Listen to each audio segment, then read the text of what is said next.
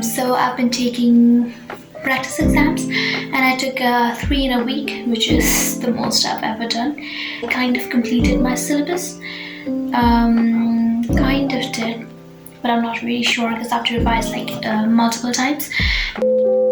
My boards are coming up for year 1 and I'm also preparing for the other exam, as you might know. So there's a kind of a situation here. I have way too many chapters left for the first year syllabus and also the intermediate exam. Average of the 3 tests that I took were like 104.2 out of 200, which is better than before, but still not enough.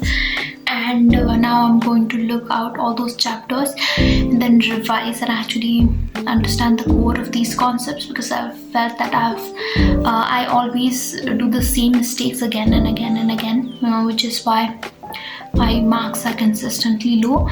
And also have to study for the boards that are coming up, and which is going to be a burden, and I hope that I can make it.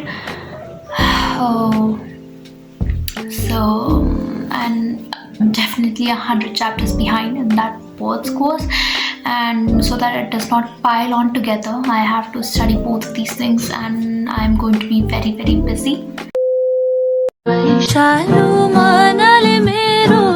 सपना सजाए